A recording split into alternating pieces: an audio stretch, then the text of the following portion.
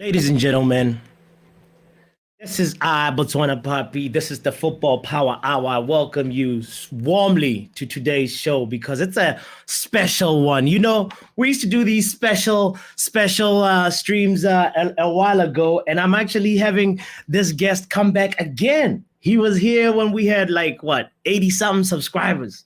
You know, and we call that show the Football Power Hour Unplugged with Fuzz. But guess what? Today, we have another episode. I'm actually not that excited. He's the one that was hitting me up saying, "Yo, botswanapapi, can we please link up? Botswanapapi, can we please have a conversation?" So I was like, you know what? Okay, I'm free this Thursday. So, ladies and gentlemen, he is in the building. What's up, brother? What's good? I hope you're all right, man. You're a celebrity now. You look at you. I'm on triple digits, man. 800 subscribers. You're a celebrity now, man. You know, I'm almost at the fountain, brother. Yo, man, it's good to have you, bro.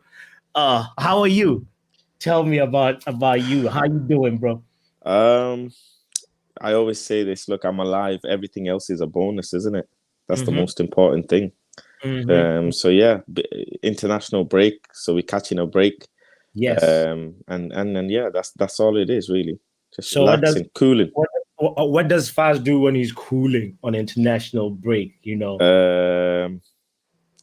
Well, first thing first is I do a lot of. I'm still working actually. I'm not cooling. Okay. So I'm still working a lot. Training very hard. I don't know if you can tell by the look of my face. I think you can start seeing my cheekbones. Yeah, yes, sir. You've been drinking almond milk. You know, it looks like yeah. So yeah, a lot of training.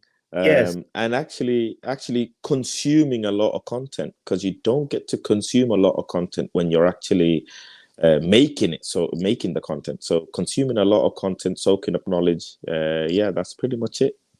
I hear you, brother. I hear you. Yo, big up to everybody that's tuned in right now. Make sure you hit the like button. Make sure you subscribe. We are in the presence of the man at Planet Fast, the man who works at the biggest Man United fan channel on YouTube. We are so privileged, ladies and gentlemen. Biggest football fan channel on YouTube. Whoa. So, bro, I want to ask you about that, because actually the last time when we did this episode, you were just about to start that chapter. You know, how has it been integrating into the United stand? You know, how are the vibes? How are you learning the ropes? Tell us a little bit about that, man.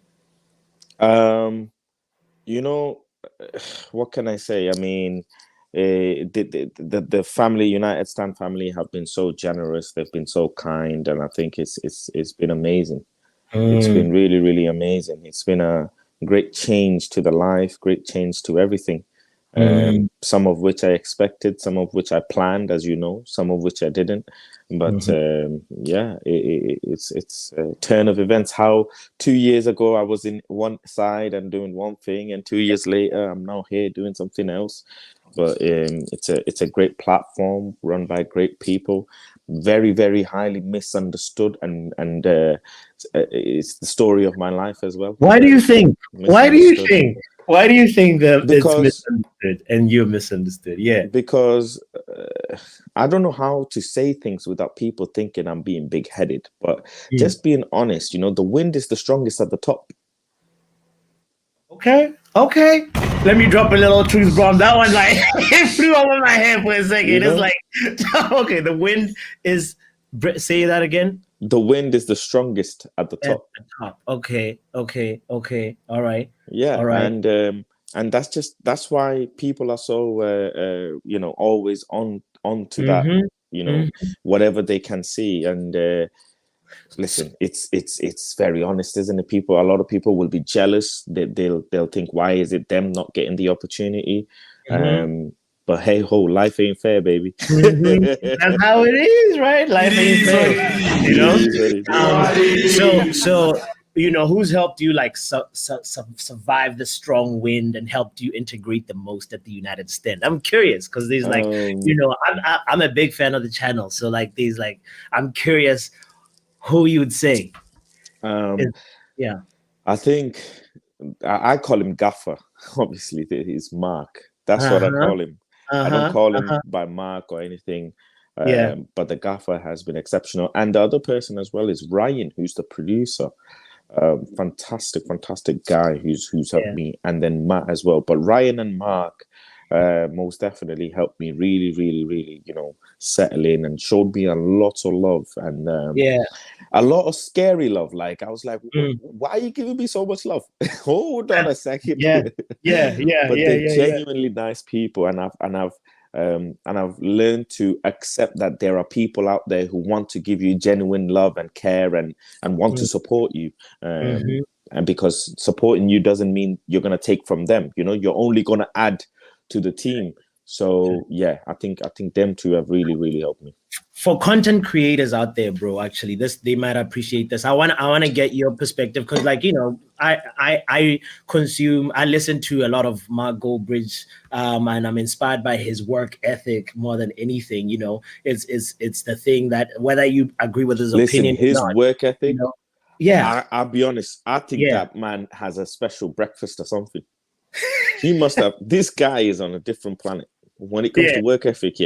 He's on another planet. Planet. I don't know how he does it. I do know how he does it. He just keeps doing it. I mean, that's to get success is not hard. You have to do the easiest things, but to do the easiest things every day is hard. You know what I'm saying? So it's not hard to talk about Manchester United, a team that you love, but to do that every day is hard, and that's where the difference is between him and everyone else. His work ethic is demonically crazy. Guys, that's really great to hear, man. Somebody just like looks up to that consistency. Sometimes like you're like, what? Even his burner account has more content coming out more than like you're like no context mark, So anyway, I want to say big up to you guys in the chat. Big up to Joe saying what up, come on. Big up to Kenny Fan TV as well saying smash the likes. Mark saying, let's go. Shay, we in here. Yes, Shay, maybe at the end you might be able to.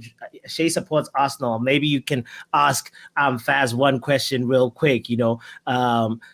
Jeremy, big up to you as well. Big up to you, Drex, as well, saying consistency is key.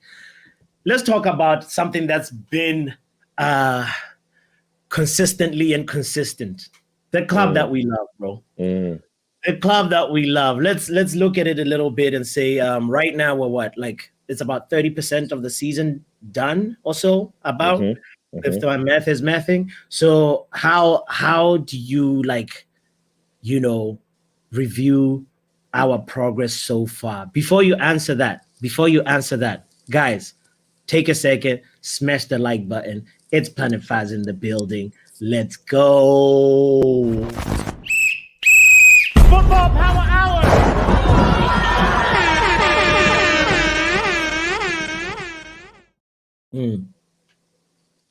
You got a whole thing going on here. Yeah, man, spontaneous with it, man. I'm getting a little bit better with my things, You feeling yourself, innit? You feeling yourself. I got Planet Faz in the building, bro. Let's go. That's good. That's good. I like it. Yes, sir. With Manchester United, look, the way the season's going football is a funny one, right? How your season's going is what you're going to see in the league, your position in the league, because that's how your season's going. Points wise, I think we're obviously 20 points plus right now. So I think we're on 21 points, if I'm not mistaken. And Man City are on 27 or something like that, 20 odd. So 28. We're in the 28. So we're in the contention to be having conversations with top 4 teams, right? Because in any given game week, things can change. Arsenal can drop points. Luton. Thank you, for the table. Luton against Liverpool, lots of crazy things can happen. We're just about fighting with Newcastle and the teams below for that top 5 position that Villa have somewhat comfortably got. Now, the question isn't actually points. People don't look at Premier League the way I look at the Premier League. I look at the Premier League as to the probability of a team ending up in top 4 based on not only form, but goals scored and goals conceded, aka goal difference. Because many other time during the season, you'll see teams that are ending up in similar point stages, but they need to score a couple of goals more to just go above that mark. And also goals scored and goals conceded tells you overall how a team is performing. Are they a high scoring team, low conceding team? Do they go goal for goal like City did with Chelsea? Are they like a Newcastle where they've had a freak goal incident where they've beaten a team 8-0? It tells you how the overall team is performing. Now, with Manchester United in itself, you've got a lot of injuries that doesn't help. I think our injury is actually probably the worst in the league. So considering that, we're not doing bad as of now. The scrapey wins that we've got, you can sustainably play that until game week 15. After game week 15 is when the marathon really kicks in. After game week 15, game week 16 is when the marathon really kicks in. And that's when you know if your players can sustainably play a type of football to get you over that top 4 mark. And don't forget, it's also about coefficient points. Yeah. So people keep saying this top 5 and this, that, the other, but you need to do well in the league to be able to secure more positions in Champions League for your country. True that. Yeah. So Erik ten Hag isn't fighting for Man United. He's got to fight for England as well. Don't forget. True. So that's actually where I'm trying to get at now. I'm curious because I think in one of the shows you mentioned something like you were not really happy with the manager and you want the manager gone. Are you still maintaining that view right now? I actually never specifically said I want the manager gone. Okay. Nowhere have I said that. So that's the conception of me saying the manager gone came from the Zidane video. Okay. Now, so my first thing is I said I don't believe that Erik ten Hag is cut out to look after a mansion. He might have looked after a big house before, a detached, a semi-detached. But Manchester United is a mansion with 20-30 bedrooms and 20-30 toilets, and any given day 5 toilets are gonna get blocked. That's just how it is. You're not gonna know how to. You're gonna have so many people asking you and doing all of this. He's got so much shit to deal with. The sale, the injuries, Ronaldo when he had Sancho now, Van der Beek, probably he's giving him issues. Varane, Casemiro, he saw Martial's injury. All of this headache that he's got to deal with. He's not used to running a club like this. Whether you like it or not, he's learning on the job. This is true. He's learning on the job. My thing with the Zidane thing is the reason why I clapped and the reason why that video went so famous is I never said Zinedine Zidane should come in. I never said anything. I just clapped because that's football hierarchy, football gods. When a certain name is mentioned, you clap. You don't talk anything else. You just clap. Let me say, if Pele is brought up in a conversation, you don't talk. You just clap. That's so Zidane is like, for me as a player manager, name me another player manager except for Xavi, maybe. I can't think of many player managers who've had fantastic player careers and then gone on to have a fantastic managerial career as well. Not many. And Xavi's also looking like he might he's in a bit of trouble. Yeah, Xavi, but he's got a lot of young kids in his squad, So he does. We can't be too harsh on him like that. But I guess Xabi Alonso is on the trajectory to become that's another one. Player manager. But anyway, I wanted to say big up to more people that are just tuned in. Big up to you, Ed Woodward. Make sure you hit the like button as you come in. You're talking about managers, were just like drifted off to a few managers. So with Zidane, I guess if it wasn't Ten Hag, you'd want Zidane though. Is that what you would say? 100%. You right? Okay. 100%. If are you gonna trust me with your house if I've never run a house like that before? Well, but the thing about it is like the experience level. You know what's funny? Ten Hag has won some titles in Ajax, bro, and then Zidane, yes, he's done a record that's incredible. That the Champions League, having the Champions League, he's done the treble. The treble. So it's like at the same time, you might almost weigh that managerial experience in about the same sort of weight, or maybe even say that Ten Hag has had a little bit more experience than Zidane, because Zidane just is absolutely not. No. What do you mean? Absolutely not. Impossible, bro. What do you mean impossible? How many Champions League does Zidane have? 3. You cannot compare a manager who's won Eredivisie. I'm not saying he's more accomplished. We're saying experience. No. Listen. Experience. I've managed Ballon d'Or players. I've managed World Cup winning players. I've managed players that have won Champions League more times you've been in finals. I have managed more, and this is a funny comment. Ten Hag outclassed Zidane only to get punched by Lucas Moura. Oh my God! Ten Hag's biggest accomplishment in his life is Lucas Moura.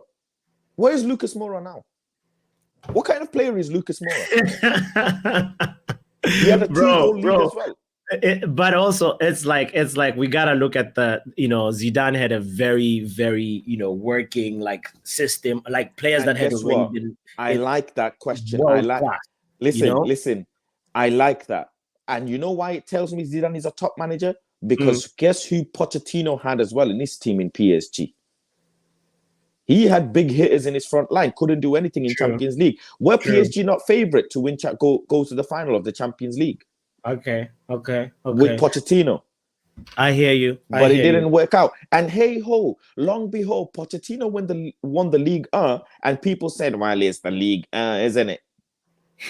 Really and truly, it's just the League Yeah, it's the Uber Eats. It's the Uber Eats League. But they won the league by 1 point, if I'm not mistaken.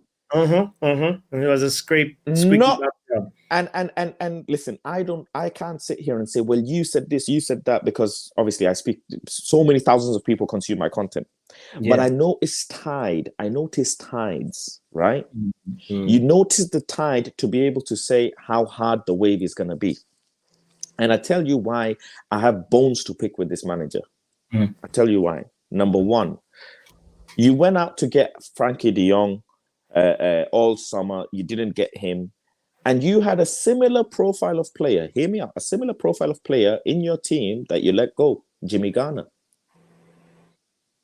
And then you went and bought Casemiro, who is nowhere near to the profile that you were looking for. And then you did the same mistake in the second window by buying Amrabat, and the entire fan base was hell-bent that Sofian Amrabat is going to be a transforming midfielder for Manchester United. And now, long behold, we got both our hands on our heads thinking, damn, what the hell was that Mbappe versus Sofian comp that I saw? and this is true. This is true. Fans don't sit there and consume the football until they are linked to the player. I hear what you're saying. Look at it in the chat. Says by Jarvis, says Faz, you're undervaluing Ten Hag. He's performing remarkably well given the circumstances. However, as fans, we can be fickle, demanding, and emotional. 100%. Why will I say he's not lying? He's true. He's right. But I am not lowering my standards based on the manager that I have. Not happening. Because the reason why I tell you is because many managers have failed in this club, and big managers, right? Yeah. Big managers. Yeah. But the reason why the reason why me, the reason why all of these fans who watch these channels and everything fell in love is because of the standard that Sir Alex Ferguson has set. Sir Alex Ferguson is still alive. Rest in peace, Sir Bobby. You want me to lower my standard whilst the guy who made this club really and truly is still alive? You must be out of your goddamn mind. I hear you, bro. This is the thing about with James Gardner is a little bit tricky to really put a judgment on it, because he never really got enough chances to be like, oh, he does not have the minerals to be able to actually. But I get it. Like in some of the some of the preseason games, like you'd see like, oh, there's a little bit of potential there, but we never really got to see what. But Gardner. why not? This manager is known to be working with young players. I was cleaning house saying, we're not keeping youth that are not world class. We need world class. We need, people that have potential to be world class, or showing enough potential that, and there's a certain threshold that, Gardner did not meet that threshold, So, but I want to, while we're on the managers real quick, post Alex Ferguson, how do you rate the managers that we've had, right? Jose Mourinho is number 1. Okay. Where's Ole, or where's Ranić? Where's I'll give Ten Hag number 2. Okay. Because my God, I wasn't expecting you to say that. Yeah, okay. I'll give Ten Hag to number 2 because coming to 2 finals. Look, I'm very critical. I can say the manager X, Y, and Z, but I can also give him the credit where it's needed. That's a proper punditry and proper analysis of a manager. Mm-hmm. The reason why Jose's second is because he had some of the best players of Man United at the time in crutches and still won as a fucking European title. Ain't no way. That's a football masterclass. Yeah. That's football masterclass at the prime. He had Luke Shaw, Eric Bailly, freaking Zlatan, all of the players that he actually would have used on the bench. Not on the bench, sorry, or injured. And he still ended up winning that freaking trophy and another one as well. And he came second. Yeah. Erik ten Hag, because he came third. You don't come third in the Premier League by luck. What Liverpool and Chelsea did last season ain't my headache. That's their headache. It's your job to keep up, not my job to cry and moan and whatever. So he came third, which is very good in his first season. And he got into 2 finals, which I absolutely loved. As a fan, because I'm a fan of football, that was amazing. 2 finals. The Europa League, he made a mistake. Before David De Gea made a mistake, he made a mistake, leaving us with 10 men in the first leg after Lisandro Martinez's thing. He left us with 10 men. So he's made all the subs before Lisandro Martinez got injured, leaving us with 10 men. And then we conceded the goal with 10 men on the pitch. So that was an amateur managerial mistake. Very, very amateur managerial mistake. Learning on the job. Yes. Learning on the job. And other than that, last season, with the team that he had, with the issues that he had, fantastic. Very, very good. The number 3, I would have given... Number 3 is Van Gaal. FA Cup is FA Cup. You can't deny FA Cup. Damn. You cannot deny FA Cup. FA Cup is a serious trophy. Even though it was a side-to-side merchant, you still... No, it doesn't matter. It doesn't matter. And I'll tell you why it doesn't matter. Because we're playing side-to-side football now. It doesn't matter. And funny enough, side-to-side football, and look at the trend, is people are saying, well, Van Gaal at least had identity. Well, bitch, you were crying about Van Gaal football back then. No, but like, why we're playing side-to-side football is because like we have center-backs that don't really know how to like break the lines. They know how that lob ball, to the byline and finding a winger. That or your fullback who's overlapping. That's why it feels side to side. But it's also with a little bit of like, you can tell like, the Ten Hag has just been unfortunate. He's just never had a consistent center back pairing to work with from the beginning. In this 30% of the season that's past, right? We've had that thing where like, the injury crisis still continues. We were in an injury crisis last season, at the end of last season. You remember when Lindelof started becoming a regular because was going, so we've been having a center back crisis in the last third of last season and now the first third of this season, So but that's the thing that like when we're now looking at Ten Hag's football, it's like we have to also just take that as the main thing that's making it a little bit difficult and making it seem like it's side-to-side football when a key player like Lisandro Martinez, when he's there, those balls on the ground, they arrive to the midfielder, they arrive to the attacker if the midfielder pulls central defenders of the other team away, you know. So like I feel like there's a little bit of like people that have been very, very harsh on Ten Hag and not realizing that we're in an abnormal center-back injury crisis situation, and also having other players that are unavailable. Yeah, but his center-back issue is self-inflicted. Why is it self-inflicted? What's the average age of our centre-backs? Well, the ones that are playing they're senior citizens, and the ones that are you know, like. So how many young centre-backs do we have in our squad, injured or non-injured? Let's see. Okay, we have Lisandro Martinez. He's young. Correct. You know. We have Lindelof. He's not necessarily young. He's not young. He's 30 years old. He's going to be 30 years old, I think, in a few months or so.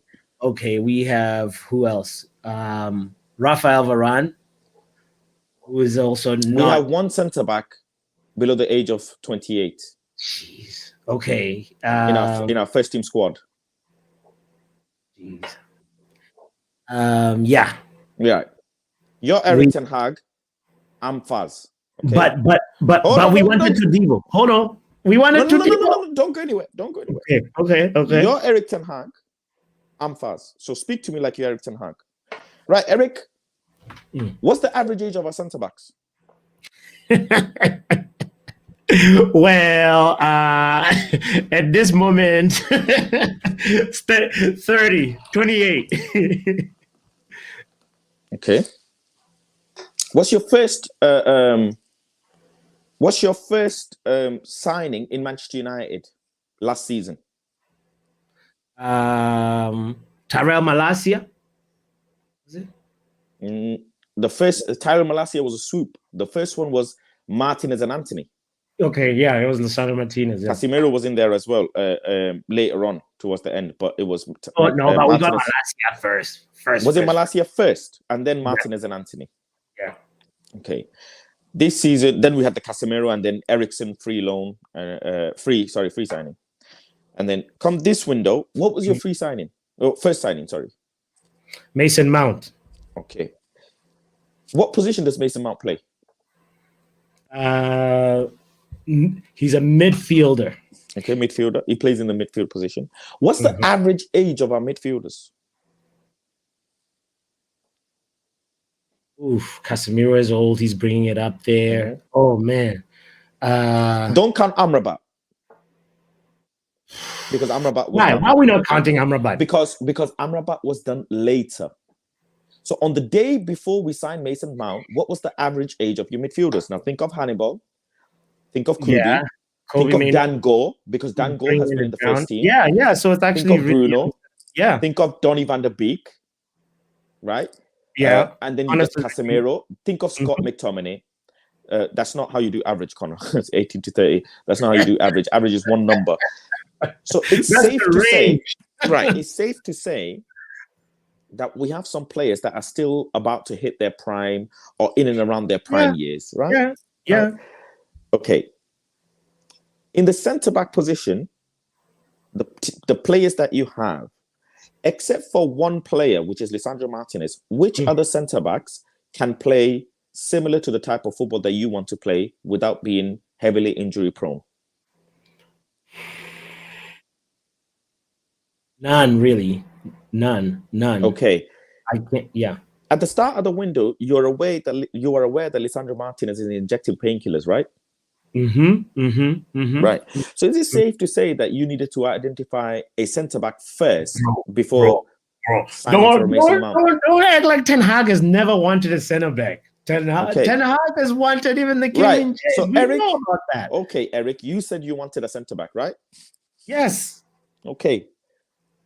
How come Arnold and Murta are telling me that they've gone and bought the first player that was identified in the window? Because he was the easy signing, because we've been talking to him. They said they have been talking to him since January, and it's been, it's just been like an agreement that's just, it's the easiest convenient signing that was there. And Okay. mind you, we needed to get the English boy in the squad.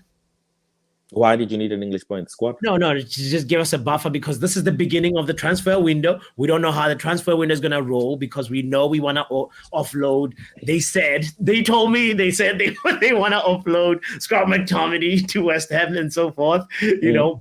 But because it's the first sign, you got to look at it also in the context of like, all right, this is the beginning of the transfer window. First signing, you're getting in somebody who's there, who's fresh. I'm not saying I agreed with it, by the way. I'm just looking at it from that perspective, right? From Murto and Arnold's perspective. And then saying, well, all right, we've got the English boy in here. He's going to be trying to play transition football. You remember Ten Hag said he wanted us to be the best transition football team in the league, in the world. You've heard him say those words, right? Yeah. So wouldn't you say Mason Mount makes sense? Not based on the theory that I just gave you. Mason Mount makes sense, Ten Hag. Okay? Mason Mount makes sense to Ten Hag because he was trying to make us. Okay, so if it makes sense. Right now, he hasn't found his way in the team. He hasn't integrated into the team. He hasn't had a moment where the team can adjust to his kind of creativity. You know, he's not extremely creative, but he has some creativity that he can offer in the midfield, right? And so that's the whole thing. It's like he. Okay, look, Ten Hag wanted Mason Mount then. Is that what you're trying to say? Ten Hag wanted Mason Mount as well as a centre-back. We can't act like... What's the second player that we signed this window? After Mount, it was Onana? No, who was it? No, it was Onana, yeah. Yeah. You see, we're trying to play. All right. You. I know you don't really rate Onana, right? No, Onana. Not at the moment, anyways. Onana's got a lot to do before he can even get my ratings. But I know that if I remember correctly, I know that you would have rather kept De Gea and not. Yeah, I would have kept De Gea. Yeah. Now you wanted Onana, you got Onana, right? Yeah. And weeks are going by in the window, right? Yeah. So why haven't you pressured the club for a centre back yet? Bro, I've been pressuring them. I've been pressuring John and Richard. You know? Okay, I'll tell you. Okay, so I'll tell you straight. Erik ten Hag didn't pressurize Manchester United for a centre back. And the proof is there. And I can prove it to you. Why? Go ahead. What's your proof? Okay. Remember last season when they chased Rabiot like crazy? Yes. Okay. And a free signing. Yes. A free signing. Not a big name player. Not a player that's crazily this, that, the other. And going to transform our team. With a mom who's going to be really standing up. But we chased him hard, did we not? Yes. Yeah. Okay, we chased him hard. So that tells you that a manager is adamant of having that player, right? Mm-hmm. Okay. Now come to this window. We didn't chase Onana like crazy. We paid, and it was a smooth deal. It happened quick, but we had to go back and forth with the Mason. It didn't happen as quick as the Mason Mount one. No, the Mason Mount one, it was constant negotiation, 80 million, 70 million, 60 million, and then got the deal over. Okay. Funny enough, what's the other player that we signed that we chased all summer? Hoyland. Amrabat. And Amrabat. Yeah. And Amrabat. Yeah. Amrabat waited for us. We didn't really chase him. It was more like Amrabat. Well, why is he waiting then? What's he waiting for? Because there was like some incompetent people called Richard and John that are really slow with making their deals. That's not Hag's fault. Okay, so you wanted to chase Sofian Amrabat all window, yet you still didn't want to pressure for a centre back. Wouldn't you? If centre back is actually that important in your build-up phase of play, are you not going to tell Richard Arnold and Murto that look, I can actually make do with Casemiro? Bro, no, listen. I made do with Casemiro last season. Fast. Richard and John told me we're going to get a centre back as soon as we get rid of this fridge. And the fridge was, it was literally something like that. It was one of those things where they had some deals that just didn't go through, and then were stuck with players. And that's the thing that I'm just trying to see it from that perspective, Okay. Yeah. Okay.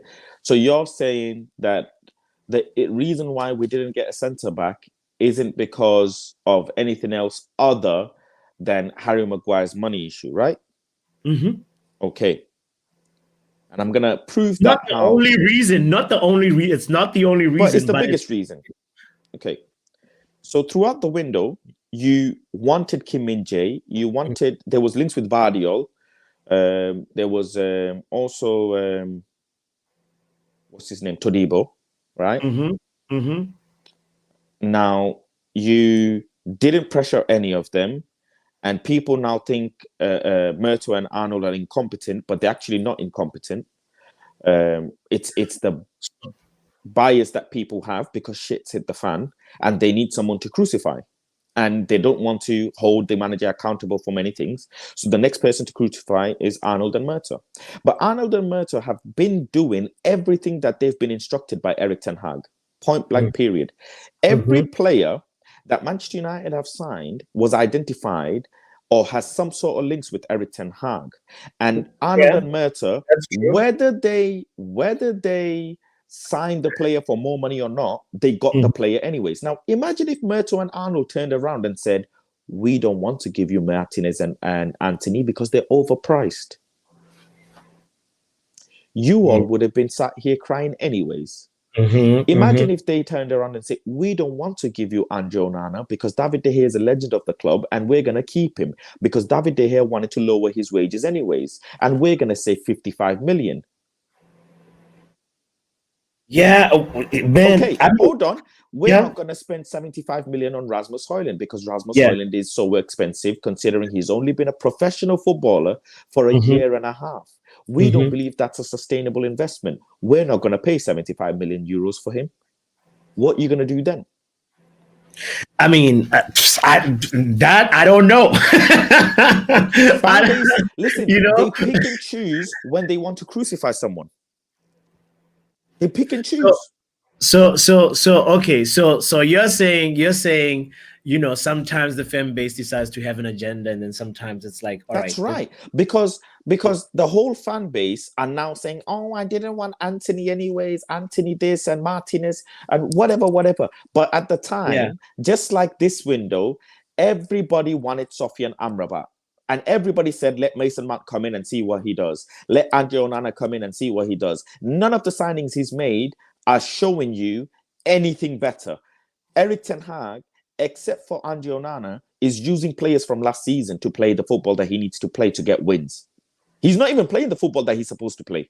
He's actually playing throw the sink FC. Yeah, but he's kind of forced to do that, though, at some moments. No, he's not. No, in some moments. Use Sofian Amrabat.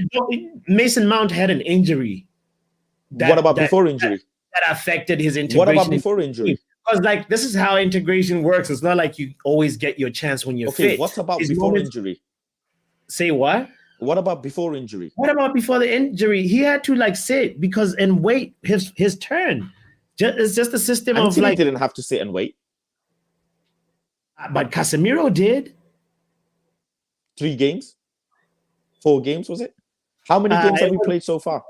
So we've played about 12 match days so far. Okay, so we've played 12 Premier League games, but we've played other games as well. And Mason Mount's been injured for a little bit, and I don't believe Mason Mount has been injured. I've told you this before. I don't think he's been injured. Why? Why? Because it's the way the signing's been made. I'm not fickle. I know too much information and I know too much shit for me to just sit there. Reason why Rashford tweeted to me. Let's talk about that one real quick. Hold on. We'll get to that. Okay. We'll get to that. People look at surface level things. That's why they think they understand, but it isn't. Football is a lot deeper than that. Mason Mount was signed. Mason Mount was then played. Mason Mount then randomly gets injured after the social media trend is Chelsea scammed us. right? That was the social media trend. Mm-hmm. Once that happened, all of a sudden Mason Mount is not playing. We weren't told what Mason Mount's clear injuries or return date was anyways, which was very weird. Then all of a sudden he does come back. Okay, fine. He was injured, whatever. He comes back. He just can't seem to find his way into the team. And apparently, Scott McTominay finds his way into the team. Eriksen finds his way into the team. Bruno finds his way into the team. But the number one player that you signed this window doesn't end up playing in the first team. And then on top of that, Manchester United are crying about Mason Mount shirt sales. Reports are out there. Go and find it yourself. How funny is that? I hear you, bro. I mean, with the Mason Mount thing, here's the thing. I was never excited about the player, you know. Oh, all of a sudden now you're not excited about the player. No. But it's, I saw that, looking at what Ten Hag had just said about transition football and this player, Mason Mount, you know, it made sense. It's like, okay, well, go ahead. I was surprised by how quickly it was done, and I was actually thinking that's going to be the pace of all our deals for the rest of that transfer window, you know. But unfortunately, everything got slower and slower. Listen. Just tell me, why is Mason Mount not being used? And when Mason Mount played with Bruno Fernandes in a particular game, why did it look shit football? I'll be honest with you, Faz. I think he's too much of a similar profile to Bruno. So why did you sign him? It's the same thing where Coutinho. Listen, clubs make that mistake sometimes. Coutinho started. So he made a mistake with Anthony, and then he made a mistake with Mason Mount. You remember when Coutinho went to Barcelona, and then he's drifting into Messi's position. Yeah. I mean, not Messi. Neymar's position. Okay. You know, and because then you never saw that Coutinho right foot cut in and curler. You know, okay. That's the same thing that's happening with Bruno and Mason Mount. For me, the signing made sense if you were going to make Mason Mount Bruno's. Anytime you want to give Bruno a rest, Mason Mount comes in. You know, so we've bought a 24-year-old £60 million bench player to give Bruno Fernandes rest in cup runs that we're not even in anymore because we're up the Carabao Cup. Okay, hold on. So, unfortunately, it looks like that. No. But am I? Hold on. Yeah. Everything I say is factual information that's in black and white in reports. Nothing I say is my opinion at the moment. Everything is factual information. It's factual that Man United cried about Mason Mount's shirt sales. This is factual. It's factual Mason Mount was the first signing this window. This is factual. It's factual Murto Madness was trending on Twitter the day Mason Mount got signed. This is factual. Now people all of a sudden say Murto and Arnold are incompetent. And for sure, I think they're incompetent. You know why? They're not incompetent. Why do you think they're incompetent? Go on. Tell me, why do you think they're incompetent? Because, bro, the legacy that they leave is just like of a man sitting at having some beers talking about, like, that's a bad legacy. That's like one. The way they handled the Mason Greenwood situation, bro, there was actually even reports that, like, before they understood that the fans were gonna go, haywire, like there was gonna be an uproar. There were these rumors that what's his name? Richard Arnold recorded a video explaining why we should let. I know. Yeah, but that's not why they're incompetent. That's just them being scared of what the fan base is going to do. The reason why they're incompetent. It shows incompetence. It shows that this person is not fit for the responsibilities of the position. I don't agree. Why? And I'll tell you why I don't agree. Go ahead. The reason why they're incompetent is because they couldn't tell Erik ten Hag straight to his face that you're making big mistakes. That's why they're incompetent. They should have told Erik ten Hag, we are not going to pay X amount of money for Anthony. You made us go back and forth with Frankie de Jong. You had phone calls with Frankie de Jong. This is factual information. Yeah. None of you can tell me I'm lying, and you can sit there and say Faz is waffling, but I can debunk and prove every single one of those arguments of yours, and you'll be sat there thinking to yourself, what the hell? He had phone conversations with Frankie de Jong. There were reports that Frankie de Jong is confident to come to Manchester United. Barcelona wanted to sell Frankie de Jong. It was the wage issue. So you made Richard Arnold and John Murto chase their tail in Barca. You didn't tell them pull the plug. Richard Arnold and John Murtaugh are incompetent for not telling you to your face, Eric, F off. I Not hear chasing you. Frankie de Jong. And guess what? Not chasing Anthony as well. Not chasing it. I think they're only saying that because they're easy targets because they were just overpriced. Okay, well, not chasing Andre Onana as well. Not chasing 50. Guess what? Not chasing. So you don't think the Onana deal was okay? You know why they're incompetent? Because they didn't sign Marcus Thuram on a free. That's incompetence. Marcus Thuram is a young player who's actually got one of the highest successful dribbles this season in Europe. If I'm not mistaken, and he was on a free this summer. They didn't sign him. That's incompetence. No, I mean, the list goes on. You're All right. All of a sudden now, you've signed a £75 million or euro striker who has to be taken off on the 60th minute, 70th minute because he's got a back injury. Am I lying? Is this a lie? No, it's true. It's true. It's facts. It's facts. Okay, it's facts. That's incompetence. So obviously, you are making these mistakes, but people are going to pin it on Murtaugh and Arnold, and I get it. Someone has to get crucified, but fan base are fickle because that's what they do. But they're not going to look at. But look how I'm telling you all of these things, and you're sat there thinking, right? Okay, this is actually factual information. Go ahead. I'll tell you when it's capping. No cap so far. No cap in your rap so far. Absolutely no cap so far. Yeah. The job of a manager is to sit with the board and say, this is what I need. And then the job of a competent board is to say, this is what we think you need. And then meet halfway. That's how it works. The board and the scouting team and that's what they do. And someone said every manager makes mistakes. Well, I'm really sorry, sweetheart. We can't afford mistakes. And every manager makes mistakes, and football is a funny business. You invest £90 million into something, and then the year after it turns into £20 million. They'll evaporate you from earth, and that's what's happened with Anthony. But funny enough, he's allowed to make that mistake. Well, what other mistakes has he ended up making? We'll find out this season, won't we? Because how about Amrabat's not being used? How about Mason Mount's not being used? And all of this is factual. It's factual pieces of information. Yeah, but also sometimes some factual is a mad reach, says Vice. No, there's the moment also. I mean, Faz, where the squad depth. You'll always have somebody to pick, right? And say, oh, if Ten Hag goes with a midfield of Bruno and Mason Mount and then Casemiro, then you'll be like, oh, why are we leaving out Eriksen? Or why are we leaving out Amrabat? Right? That's always going to happen. But and it's easy right now to say because the football is not really pretty.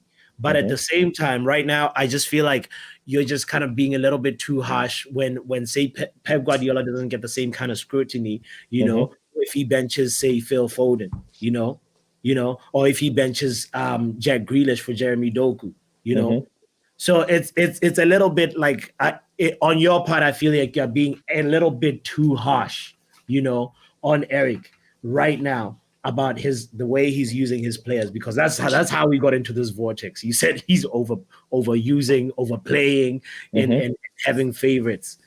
Okay. Well, what's the one thing that I've said that's a lie? No, I mean, so you said say Mason Mount, you're not really, like, why is Mason Mount not coming into the team? And I'm just like, I told you, bro, his integration into the team was really, really hampered by the injury, right?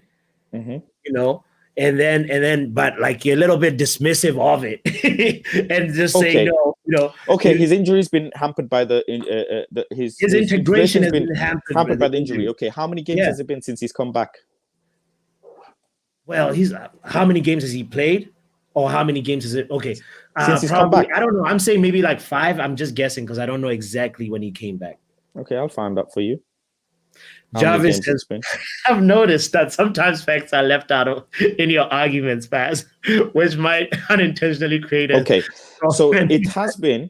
It has been. Go ahead. Everything I'm saying is factual, and people won't like it because it hurts their feelings. Look, Since he's back from injury, we have played 1, 2, 3, 4, 5, 6, 7, 8, 9, 10, 11 games.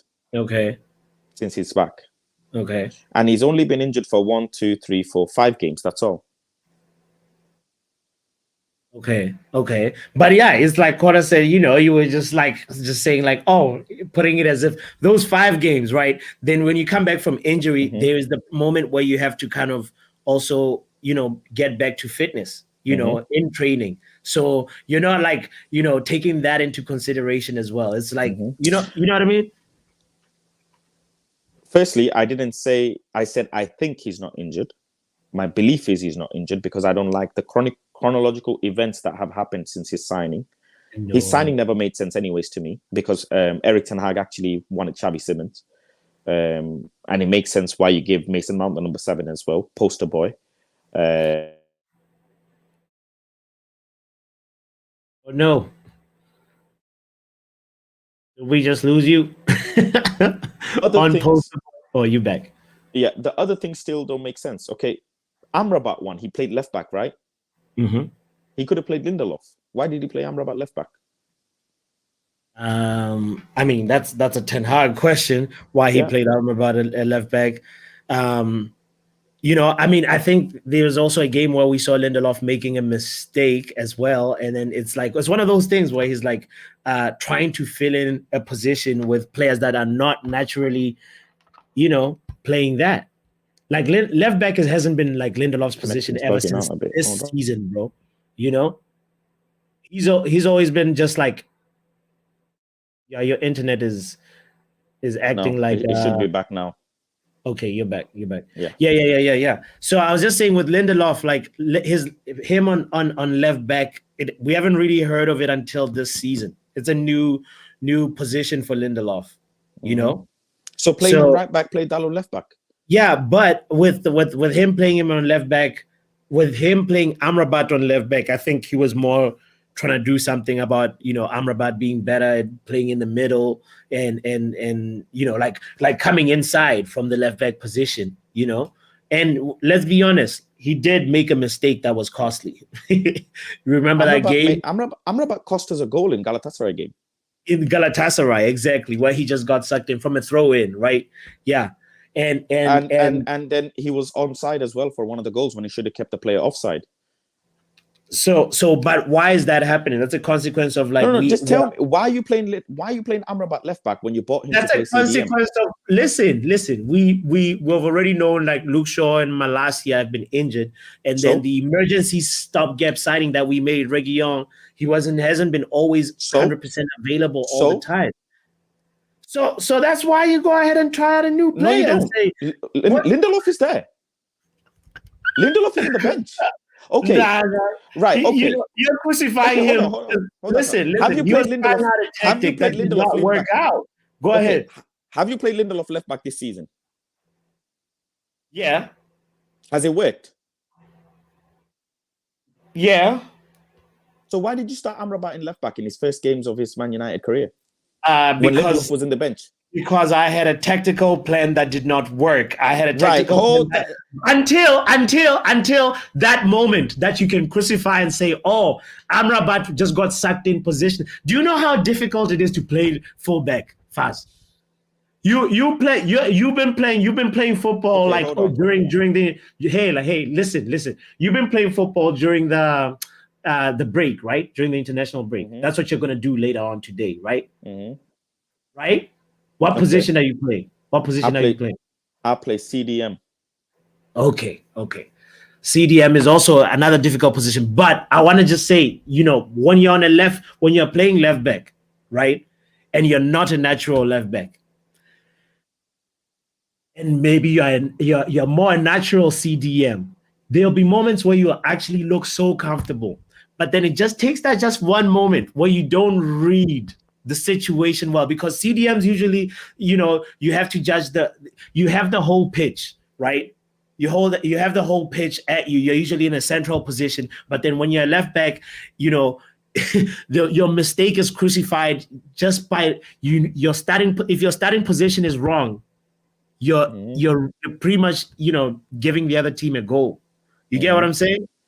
So Amrabat had a really good game versus Galatasaray up until that moment that had led to the costly goal, and that's Two why mistakes. One is offside. One is yeah. And the moment that you see, that's why it's so easy. He's an easy target to be like, oh, why did Ten Hag do this? Blah, blah, blah, blah. You know what I mean? Okay. Yeah. People in the comments are going crazy. They're saying players are injured. Okay, cool. Players are injured. That's factual information.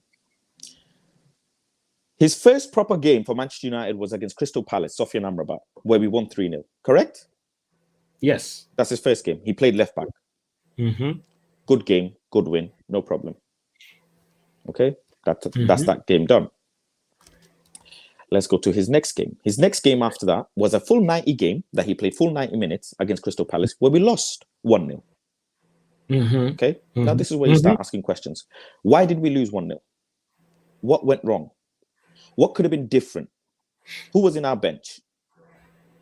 Well, and Johnny Evans. Anderson scored, right? That's the Crystal Palace game where Anderson scored early, like around Yeah. Right. Okay. That's right. Amrabat played left back in that game. Right? We lost that game. Okay. He started Mount and Casemiro together, and that game was shocking. Absolute shocking. Right. His next game, where he played almost a full 90, 88 minute, was against Galatasaray. He played left back again, and he made two crucial errors. Whether that led to goals or not, it's still error. Error in a game is an error. Okay? So he made two crucial errors. Left one man onside, and then another one he got turned on a half turn off a throwing. Amateur mistake from a left back position that shouldn't be happening. Again, factual information is in the game. I'm not making it up. After that, he played against Brentford, 86 minute. In that game, he started playing a little bit more in his position, and the manager started to use Lindelof. So notice how the manager used Amrabat in consecutive 3 games, which was against Palace that we won, then against Palace that we lost, then against Galatasaray that we lost, and then Brentford game is when he really made the swap with Lindelof. But up until then, he himself said it in a press conference that Sofian Amrabat can play left back. That's his words. He said that. Yes, I remember that. Yep. Right? Yeah. He said that. Now, the whole world of football knows Lindelof can actually play right back. Yes. And the whole world of football knows that Dalot can actually play left back. So you could have made a makeshift anyways. Because you ended up doing that anyways. You ended up playing Lindelof left back and Dalot right back anyways. And you ended up playing Dalot every game. You ended up playing Johnny Evans in many games. You ended up playing Maguire. You ended up doing the things that I'm telling you to do anyways. I hear what you're saying. But you've bought a player on loan, Sofian Amrabat, and you started his career as a left back when you didn't need to. And you factually said in a press conference that he can play left back when he can't. I hear what you're saying about that. I want to just quickly, ask you also about Rashford. Also, the person that said that Lindelof played centre-back against Palace, you are correct. But Maguire's in the bench. You could have played Maguire in the middle and played Lindelof in the fullback. So that's that debunked. So I mean, bro, the thing is, he made a mistake. He definitely numerous mistakes. The manager's made numerous mistakes. Yeah, no. I don't think he's gonna repeat. I don't think he's gonna repeat the Amrabat at left back, anytime soon. Unless he really has to. But looking at the fact that these players coming back, we're gonna be actually in a good position now. And Reguilon is, versus Luton Town, it was Reguilon, that started, right? And Dalot was on the right back position. So it's our last thing. I think he's gonna try and continue from where we left off. And this whole conversation, we won't need to be struggling about it. You know what I mean? You get what I'm saying? So let's move to real quick. I'm curious about our forwards. What do you think is the situation? There's a problem with our forwards, bro. Why do we have that, stat that has been running around about 1 goal, because the manager's playing a style of football that doesn't benefit the wingers that we have. Simple. What about like how he's using Rasmus Højlund and his integration? No, Rasmus is for me. Rasmus is doing very well. He's such a young player, so there's nothing else I can say on Rasmus Højlund. He's actually perfectly fine. I have no issues with him.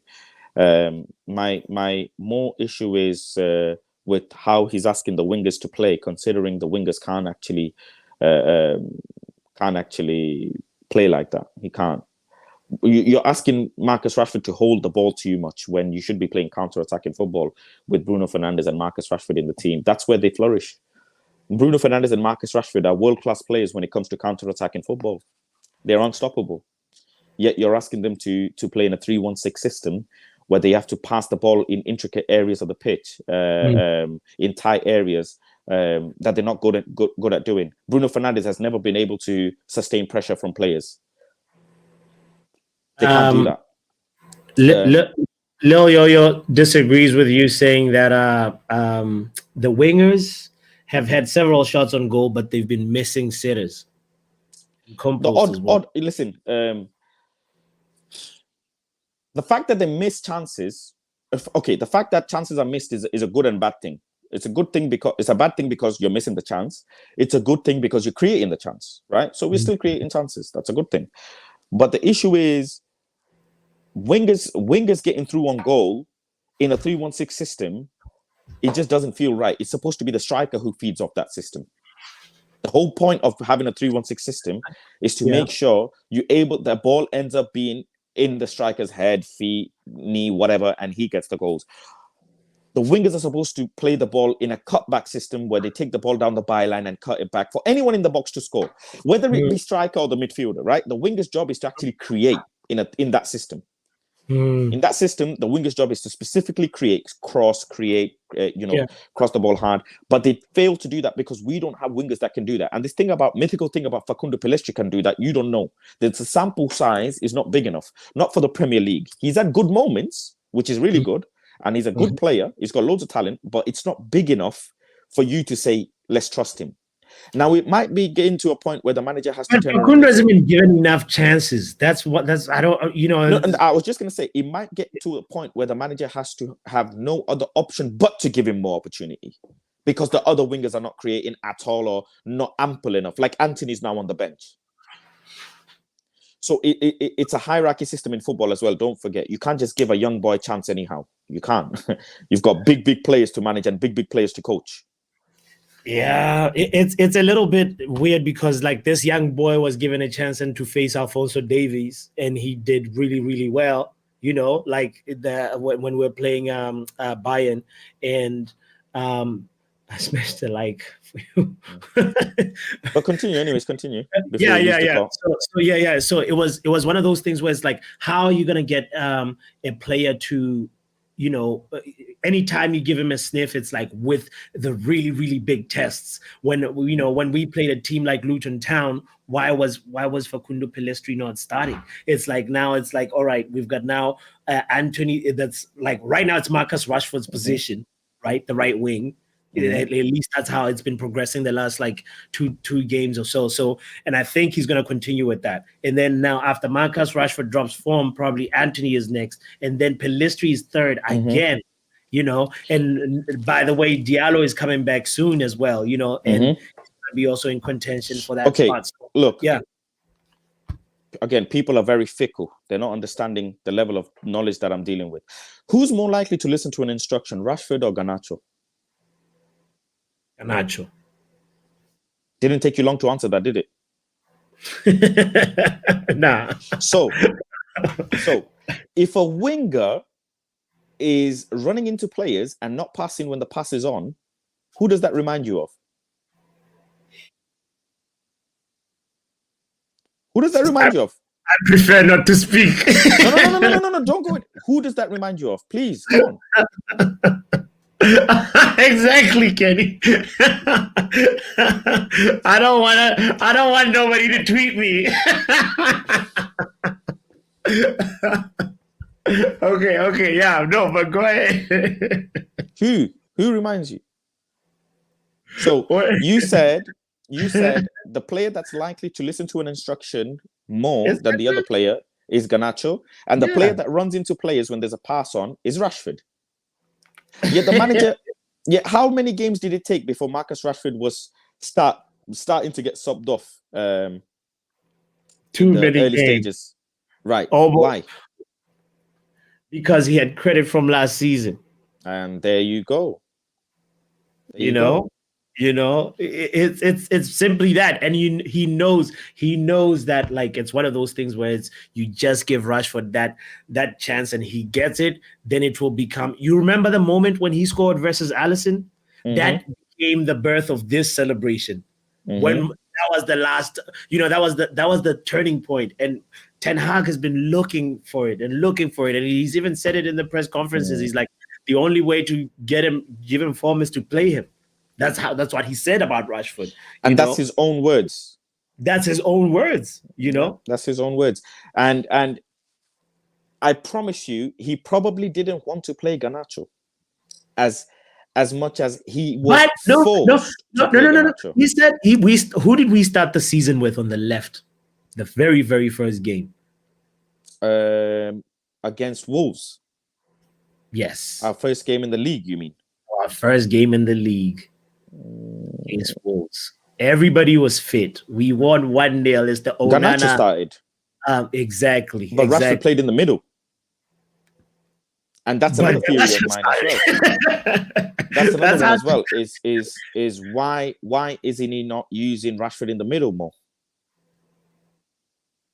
Now we have Højlund, we have Martial for that position, and it's just like he's fell down the pecking order for that position, and it And did we have, when we played Wolves, did we have Højlund in our squad? At that time, I don't think he was there. I don't think he was available, But right. also versus Spurs, he also started Garnacho on the left, Yeah. And then he was not happy with him. Yeah, we got bopped that game really bad, really, really bad. And he played Rashford in the middle in that game as well. And when he bought Rasmus Højlund, he wasn't fully fit to play anyways. He had issues. But Rasmus Højlund wasn't available in the Spurs game as well, was he? No, he was still again, not. Is it safe to say he had no option but to play Garnacho in the left? No. Who could he have played? He could have played Rashford on the left and Martial in the middle, correct? Yeah, because Martial was still fit. Yeah. Martial was fit. Yeah. Martial was fit. So why didn't the manager do that? Why is the manager failing to start Martial more often? Knowing last season you said the team plays better when Martial plays. That's his words, not mine. Yeah, so you see how I'm changing. So you see how I'm using your lineup, your Garnacho starting now against you. No, I'm bro. I see the thumbs. No, but it's like this. It's like I think Ten Hag was on some Garnacho needs to get a start, needs to actually have a go at because the whole thing is like that lineup meant you're benching Martial, benching Martial is a big decision, and big decision considering what you said about him. Yeah. So anyway, so it's like Ten Hag has tried different things, and he's also like a little bit of this, like the meritocracy system is his, like, blessing and curse at the same time. Why did he say that the team plays better when Martial is on the pitch, and go and check Martial's stats? Because it was playing better. Right. Because so what changed? What changed this season when Martial has been fit every match day? Højlund is actually a better. It feels like Højlund is actually. But the games that Højlund wasn't here, why didn't you use Martial? Because Garnacho deserves a chance. It's like that. Oh, Garnacho deserves a chance. Based on what? Don't you think Garnacho did all right in the preseason leading up to the first game? Andres Pereira used to do really well in preseason. No, that's a different preseason player. hype. Bruno Fernandes scored a rocket of a goal in preseason hype. Every year you do this preseason thing, and then the season starts off upside down. Donny van de Beek had the best goal of our preseason, though. Someone said because he's not going to throw people under the bus. Well, if he's not going to throw people under the bus, why is he not starting Martial then, instead of starting a young player? Why would you start a young teenage player against a team like Spurs instead of playing a much senior player like Martial, considering he's been fit every match day? It was one of those phases, like the beginning of the season. Also, you want to kind of slowly integrate Martial. It's not like during the preseason, it's not like Martial was always available. There was moments, I think, if my memory serves me right, there was a moment he was injured. Is it safe to say that? Is it safe to say 25 minutes ago when I said Arnold and Murta are incompetent for not signing Marcus Thuram on a free because Martial is injury prone? Was I right? No, you were right, but they had their eyes on Højlund, But Marcus Thuram was free. I hear what you're saying. And I agree with the fact that they're incompetent. And they should have gone for, there's other players too. We could have gone into the relegation market, why don't we get like any of the, for me, Faz, I'm actually more disheartened by the fact that we went for Mason Mount instead of James Maddison, and I'm not saying that's you be disappointed, not your manager. It's just one of those things. Or like there was a Ward-Prowse, a player. And your manager's job, listen, your manager's job is to make things work. Your job isn't to be feeling sad. It's your manager's job to make things work. And now you're saying that you're sad because we didn't go for Maddison. Only you're saying that because Maddison is a top performing player. I'm not saying it based on like his stats this season. It's just because in general. I was just saying in general, there was quality players in the relegation market that we did not even look at. I know. James Ward-Prowse. Don't you think he would have added quality to our squad? Blame your manager. Who's our best set piece taker? Do we have a good set piece taker? Bro, it's supposed to be Christian Eriksen or Bruno. So you're going to play a player that gets bullied off the ball and doesn't have legs, and you're going to start him just because you want him to take set pieces. Well, that's not how it's going to work. It's wild. It's wild. And our best set piece taker, when was the last time he scored a free kick? It's like you're actually listening. You were listening into my conversation yesterday, and I was talking about, or the day before yesterday, I was talking about Christian Eriksen and saying how he was actually he's had about 15 goals that he scored for his previous clubs through direct free kicks. Yeah, and the last free kick that we saw in a Man United shirt was Ronaldo. That's right. Listen, everything I say is based on what I see on the pitch and all the reports that come out. Not one thing that I have said that you yourself, forget the chat. The chat, they're going to be upset, so they're going to type whatever. But you yourself cannot tell me anything I said was actually a lie. Not one thing. No, there was some exaggeration. He played Amrabat in the left back when he played Lindelof in centre back, but he could have played Lindelof in full back and played Maguire on the pitch. He didn't. Okay. Last season, he said Martial was his key player. And he even used Martial in the likes of Everton game when the muscle of his bone was falling off. This is the muscle of his bone. But this season, lots of cap, says Compose. Absolutely not. But this season, go ahead. But this season, he doesn't use him as often because he's injury prone. But last season, whenever he was back strong enough, he used him because he had to. But this season, until Rasmus Højlund came in, he could have used Martial, but he chose not to. And he played Rashford in the middle when he had Martial available. It's more based on merit, bro. If you look at Højlund's Champions League performances, you're not going to be, putting it. Stop. What? Stop beating around the bush. What? I said before Rasmus Højlund came into the club. Before Rasmus Højlund came into the club, why didn't you use Martial more? When the team coming plays off of an injury in preseason, it's slowly integrating. He's in the squad. But there was it took a while. Like Faz, we shouldn't ignore the fact that it took a while for Martial to actually be really up to match rhythm, and he hasn't actually been really, really looking like a sharp Martial, So Højlund's performances right now are the ones that are making Martial now just sit and come in as an impact sub, Nah, by law, by FA rules, you can't be on the bench if you're not physically fit enough to play at least a certain amount of minutes. Yeah, because but you could get sued. The FA will fucking match sue you. sharpness thing, man. It's a match sharpness thing. Don't you think sometimes a manager can have somebody who's fit but not really match sharp on the bench? Okay, I get that. Okay. Yeah, that's a possible occurrence. Matter of fact, it happens a lot.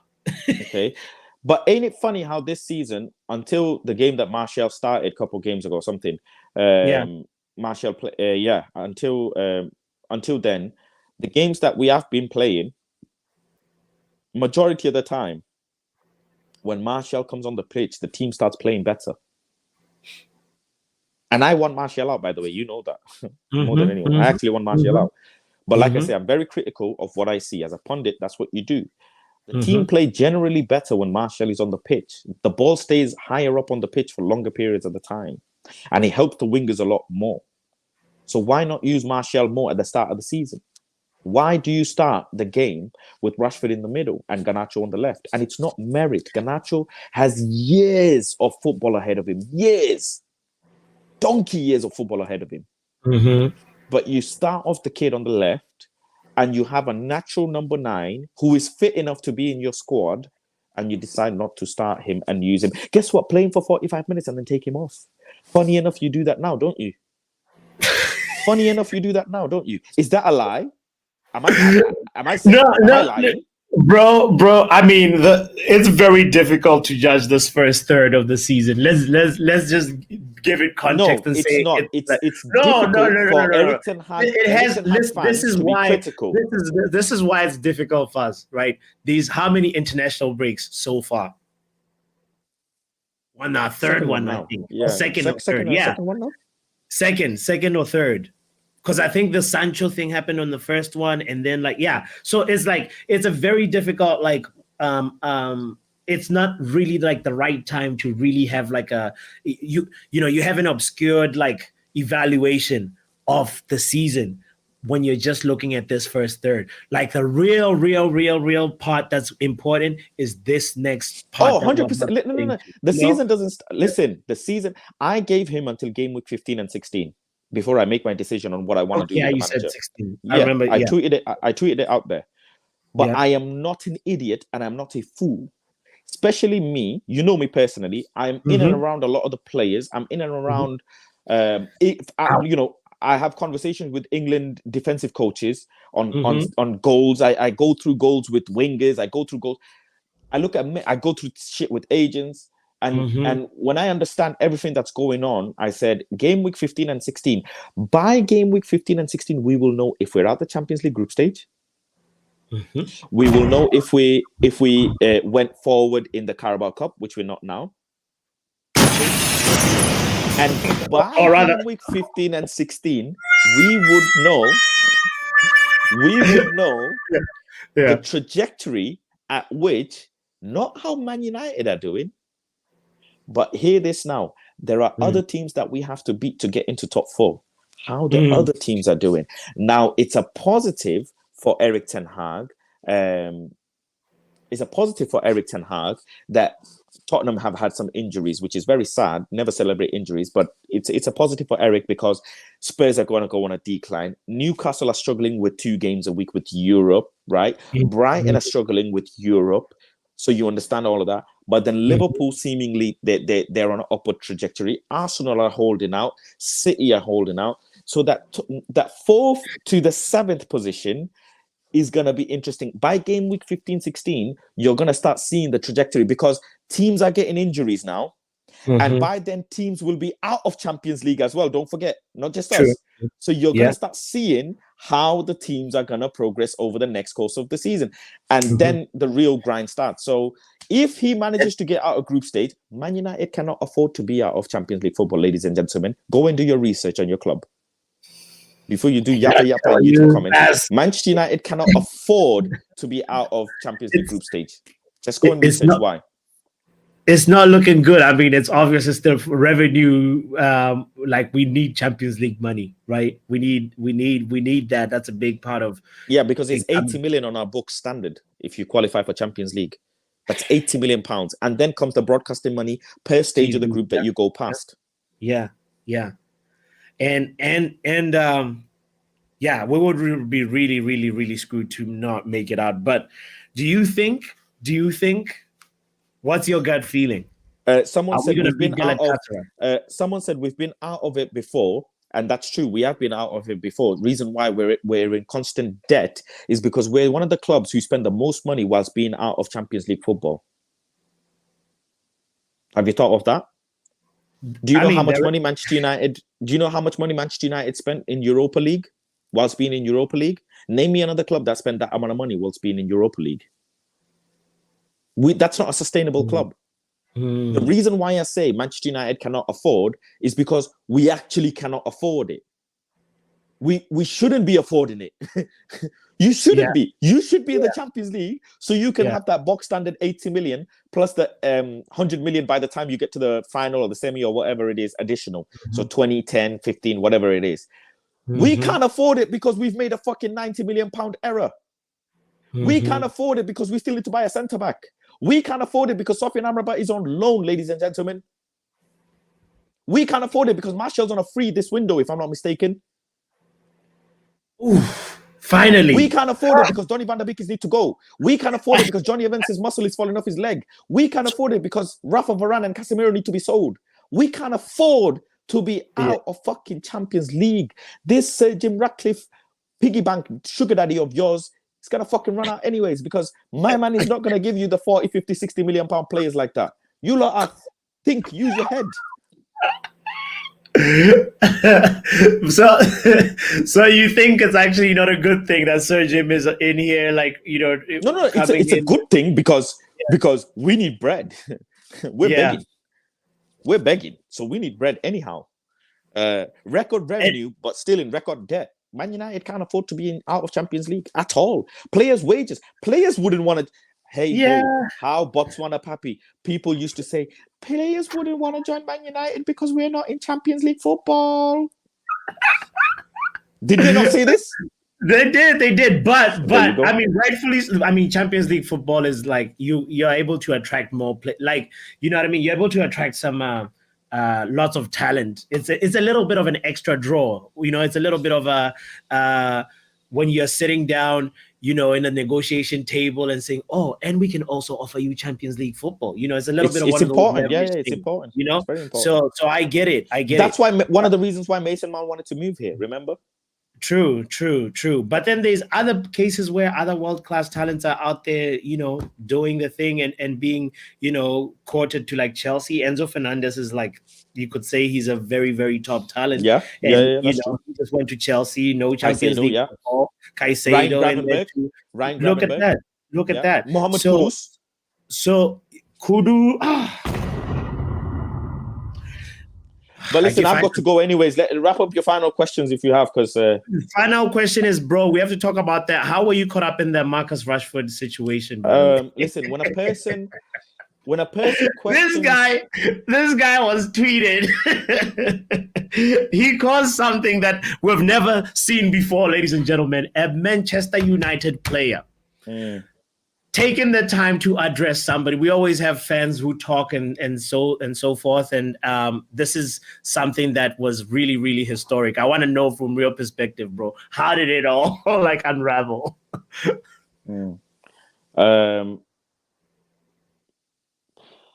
Normally a person says, you know, they're scared of a question because they don't want they're scared of a rumor because they don't want the actual question to come out and the truth to come out. Rumors are a funny thing, you know. If the rumor is a rumor, 9 out of 10 times you don't need to go and deny it unless you have factual information. So like there was a rumor about me on the thumbnail that I created the thumbnail and the title, which I didn't. I proved it because the head honcho of the channel came out and said he created it. And I factually corrected all, you know, the information saying I did not create it. So if a question's being raised, Manchester United as a community, we are allowed to speculate, especially me. I am allowed to speculate. I keep saying, I am very, very, very in detail with the way I look at events of a football club, especially mine. And not only that, I don't talk to just fans. I talk to other players. I specifically asked the winger who has played against Marcus Rashford last season. Yeah. I specifically asked him on the phone. Yeah. Why would a manager make an injured player travel to London and then put him in the stand? He said, in my 20-odd years of a footballing career, I have never had a manager make me travel while I'm injured. Because what they would say, what the physios would say is, keep him in the training ground so he can do rehab. Why would you make him go there? Now, I'll tell you what. Okay, let's go a little bit deeper. You found out that he got injured during a training session. You said that you didn't know about it. Red flag for me. You're a manager. You're supposed to know. These are your players. He says that he didn't know. Okay. And he said he complained during the training. After the training, he complained. His own words was, this is the training session after his birthday, right? Correct. Yeah, okay. Yeah. The day after you tried him again, and he complained again. So if he's at two scenarios of complaints, why have you made him travel? Why? Because he can still walk, he can still sit in a bus, he can still be a part of the team camaraderie and okay. The injury, the injury that we were hinted of, that we heard, is a dead leg. I don't know what the actual injury is. Do you know what the actual injury is? No, it was unspecified. It's unspecified. Yeah. We were told it's a dead leg. Do you know what a dead leg is?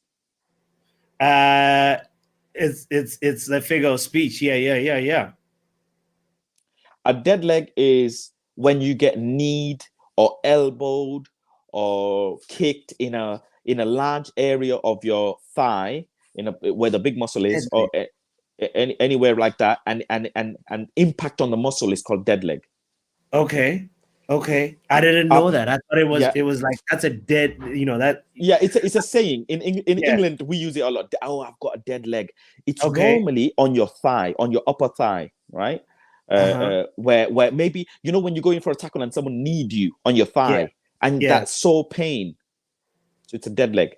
Okay. The cure to a dead leg is ice, heat treatment, and massage. That's all it is. It's nothing else. Just needs flushing out over the next course of days. Okay. With the dead leg, because I've had one, my friends who play football professionally have had one, it is very hard to walk normally. Because whenever you walk, your thigh compresses and you can constantly feel that little pain in your dead leg. It depends on the grade of dead leg you have, how severe the dead leg is, right? If it's a really bad dead leg, it's going to be really achy every time you walk. So 9 out of 10 times, you're going to want to elevate your leg and let the blood flush out. So he should have stayed there and elevating his leg. He should have just stayed in Carrington and got massages and treatment. So why would you make a player travel all the way to London who's got a dead leg? Apparently so dead leg, allegedly. No, yeah. It's definitely, I think there was something. Now, funny enough, what if I start leaking pictures of you going clubbing the week before and you played against the Copenhagen game? What if I do that? What does that tell you about my theory then? What? No. By the way, please be respectful in the chat. But yeah, I hear what you're saying. There is something that was a little bit didn't seem consistent. And he played full 90 minutes against Copenhagen as well. Don't forget. For me, the thing that and 2 days before, he was allegedly in a club. He was, and then Ten Hag said it's an internal thing. We've dealt with it. We're dealing with it. This was before this incident. Oh, allegedly. No. So, man, it's one of those things where I'm just like, how are we right now going back and forth between manager and player when really at the end of the day, the players, like the manager's word should be final. The manager's word should be final, and like I see that, Marcus Rashford, at the end of the day, he hasn't been the same player that we saw last season. And Ten Hag has been trying to find a way to pick up his spirits and put a smile back on his face. And that's just the sad thing right now. Big up to Luen, by the way, who just joined. And Luen is a big Marcus Rashford fan and started supporting Manchester United because of Marcus Rashford. So Luen has a soft spot for Marcus. So I want to just close the show on this, bro, and say it's been so insightful listening and to this and picking your brain on some of the stuff that we've talked about. Ronald says, Faz, you're spitting facts. Just leave Bruno alone. We actually didn't even speak on Bruno. I just said Bruno Fernandes is not good beating a man 1v1. That's all. That's the only sentence I mentioned on Bruno Fernandes. But right, I know you're Bruno out though, right? You do not want. I'm Bruno in if we play counter-attacking football. I'm Bruno out if we're going to play possession-based football. Okay. And if the manager wants to play the 3-1-6 system, I don't see Bruno flourishing as much as I would have seen Bruno flourish in a Simeone system, for example. Well, we shall see then if we're going to be actually playing counter-attacking football this next phase of the season, the next 30% of the season. Hopefully we start picking up. Yeah, the next game. Listen, by game week 16, we would have played Everton away, Chelsea. There'll be Galatasaray game we would have played. Bayern we would have played as well by then, if I'm not mistaken. Yeah, I think so. Yes. Yeah. I think. We'll definitely know if the ship is sinking. I'll tell you, we would have played Newcastle as well. We would have played Chelsea, Bournemouth, Bayern, and the last one would have been Liverpool. So it's 1, 2, 3, 4. Yeah, Liverpool, West Ham. Oh, Liverpool, West Ham. Oh, we're gonna learn today. We're gonna learn today. Listen. No manager, listen, 7-0. Get the fuck out of here, man. End the fucking stream. 7-0. You must be out of your goddamn mind. Manchester United manager 7-0. Get the fuck out of here, man. Bro. Get the fuck out of here, man. We'll know what we're really made of. We'll know what we're really made of. And I think by then it'll be a proper time to really pass judgment on Ten Hag. But right now, people that are, already Ten Hag. He's going to face Ryan Gravenberch and Mohamed Kudus in the space of a few days. Oh, we're gonna learn today. We're gonna learn. We're gonna learn. Faz, man, it's been a pleasure having you, my bro. It's been such a really awesome conversation, and we went 30 minutes over, than I thought we would. So big up to Mick saying, big up, Papi. Hello, Faz. What's the future looking like in your mind when it comes to United? Man, we wrapping up the conversation. Faz is not hopeful that we're gonna get out of Champions League. If I can miracles happen in football, and I hope to have some miracles. But my logical head tells me there is absolutely no way that we survive Galatasaray. Even if we beat Galatasaray, we're not beaten Bayern Munich. Bro. Leroy Sané is gonna cook us to a different shade, man. And Wilfried Zaha is gonna marinate us. I don't think he's gonna bake us. I don't think he's gonna play Leroy Sané, He doesn't need to, by the way. Yeah, well, he's going to play the C team, not even the B team. So we'll see. I mean, Newcastle C team smacked us anyway. So. Oh my God! They played 5 fullbacks. 5 fullbacks they played. But you're telling me Lindelof can't play fullback? Oh God! And Maguire's on the bench when he could have used them, and Martial's on the bench. But Newcastle played 5 fullbacks against us. 5 fucking fullbacks. End the stream before I start getting pissed off. Ladies and gentlemen, just like that. I had to kick him out because we can't stop talking. That's the big homie Faz from the United Stand, the biggest channel on this YouTube space, man. Big up to you, Faz. Thank you for tuning in. Wow. Yeah, we talked, and I was just like, this is just like the right time for us to say, we can continue this conversation again another time, right? Make sure you hit the like button. Make sure you subscribe. A Faz versus Pav matchup is required. Let's set it up. Let's set it up, Pav. I think that is actually not a bad combination. Hey, man, listen, hit the like button. Don't forget to subscribe. Again, we are out of here. It is me, botswanapapi. Bruno Fernandes!